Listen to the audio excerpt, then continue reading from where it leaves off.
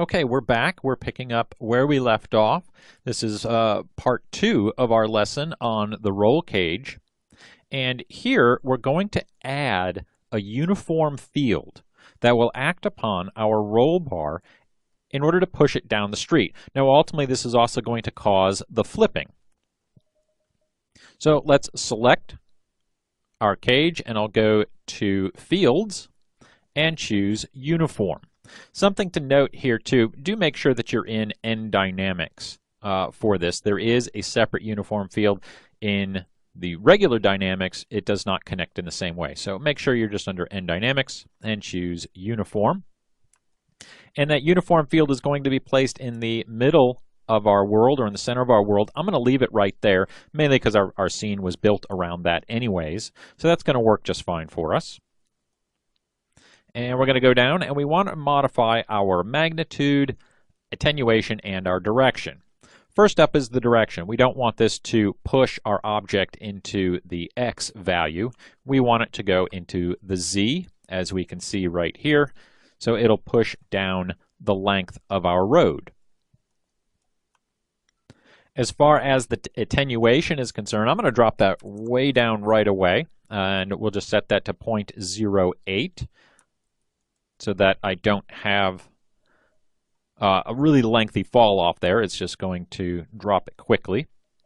Okay, and for my overall magnitude, I'm going to set that to 3,000. Give it a really nice force there. And we'll hit play. All right, and it zooms along. Okay, so the nucleus, oh, there it goes. So the nucleus is using the gravity, okay, to pull our object down to our road while our uniform field is shooting it into that direction, down the length of our road. Okay, so we can see that's very effective. It definitely is working the way that we hoped and that we expect it to. Okay, but I don't want to have that magnitude run for the entire animation, so I'm going to keyframe this. And at frame 1, I just want that to be 0. Okay, so we'll just set that there. And then as we go out, by frame 40, I'm going to have this spike to our 3,000. And then by frame 60, I want that to shut down again, back down to 0. Whoops, and we didn't set our key there. I don't have my auto key on, so let's just go back and re-enter that and choose set key. Okay, so that's going to kill that, so it'll shoot it, okay, and then stop, and so we can still see our roll cage taking a dive there off of the end. Okay, so that's working for us there. Now we need it to flip and tumble. Now this is the harder part, okay? Pretty easy to get it moving, but as far as actually causing this flip to happen, we need to have some sort of friction force between these two surfaces, okay? The surface of the cage and the surface of the road. Let's start with the road. The road I'm going to say is just a fixed surface as it is, but I'm going to set these values and I'm going to leave them. Whereas the roll cage, I'll use it to make modifications to. This way I'm not trying to bounce back and forth between two objects trying to find some magic number. So let's go to the road, and I'm going to take my bounce, and let's set this to 0.2. Friction, I'm going to leave right there at 0.1. And the stickiness, I'm going to change to 0.137. Okay, really crazy odd number.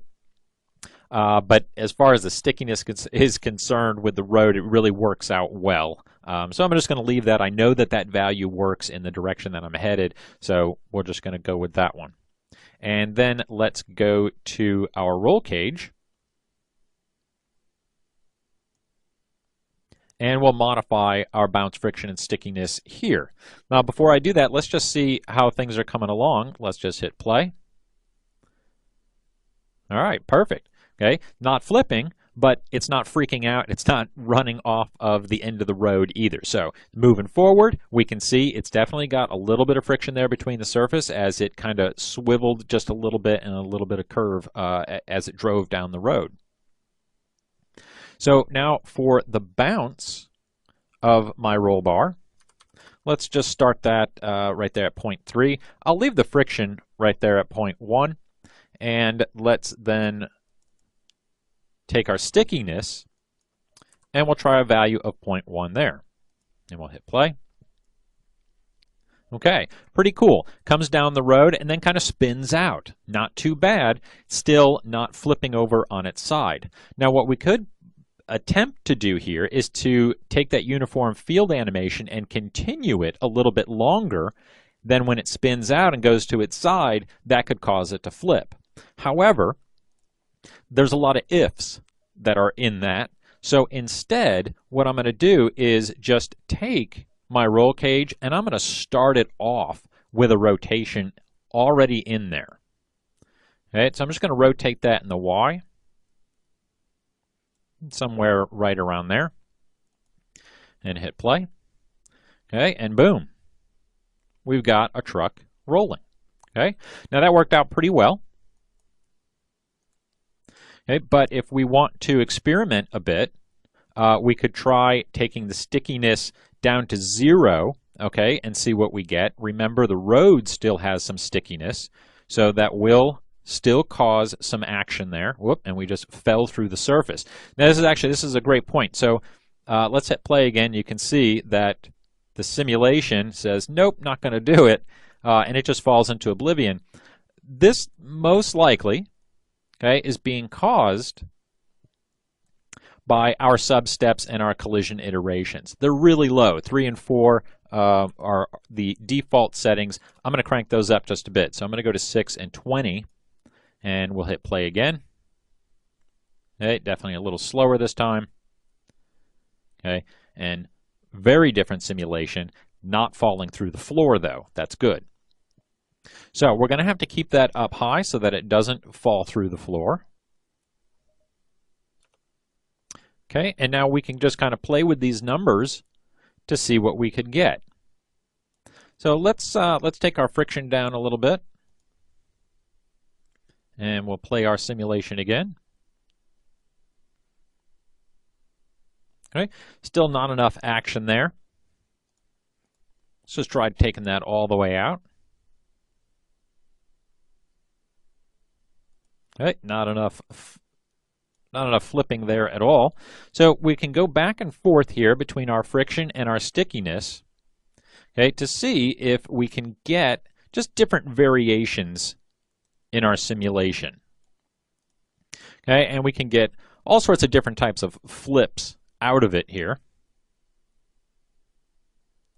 Okay, if we can get it to flip again, we might have to drop this back down. Let's see, let's try let's go to 4 and 10 so that it is not so stable.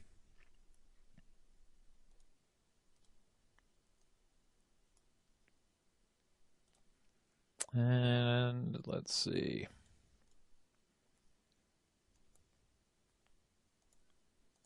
I think we might need to up our uniform field here a little bit.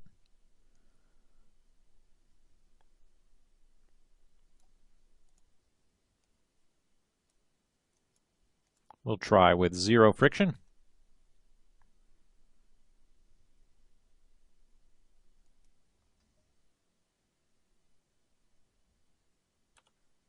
All right, let's force it. So again, we've got multiple parameters here that we can play with in order to get the effect that we're after. I'm going to go into my uniform field, and let's hike this up. And now I did leave my, whoop, that is not what we wanted. Let's back that out. There we go. I did leave my friction off there. We'll probably have to go back and crank that up a little bit higher. There we go. So now we're getting some good speed out of it, and that's probably going to take it a little too far. Not too bad. It might stop. Yeah, that's actually pretty good right there. So let's just watch that back one more time. Okay, so you can see right there, and then eventually that friction and that bounce kicks in. Okay, and we get a pretty nice flip out of it. So those are the major parameters that we want to mess with there. We have that uniform field. That's going to be the force that is going to push it down the road. Then on our roll cage, we have our friction and our stickiness. Now again, this is happening kind of late in our animation. It's really making a lot of progress down the road before it starts its flip. So we could go back in, add some friction. Okay, and there it goes. It flips a little bit sooner. Whoop, and then we go through the floor again. Okay, so we might want to go back to our nucleus. I knew I'd be right the first time. There was 6 and 20. Okay, and so I'd probably leave it at 6 and 20, and then we can go ahead and now make our modifications just to our roll cage. Okay, there we go. We get it on its all the way on its top there. Okay, so I've already cached this simulation, so I'm going to attach it, and we'll just do attach existing cache file, and I have my roll bar scene right there. Okay, and we'll hit play. Okay, and I get my simulation, although the translation is off just a little bit there. So we can go in and there we go. We'll just make that modification there. Okay, and now we have a nice, decent roll simulation. Okay.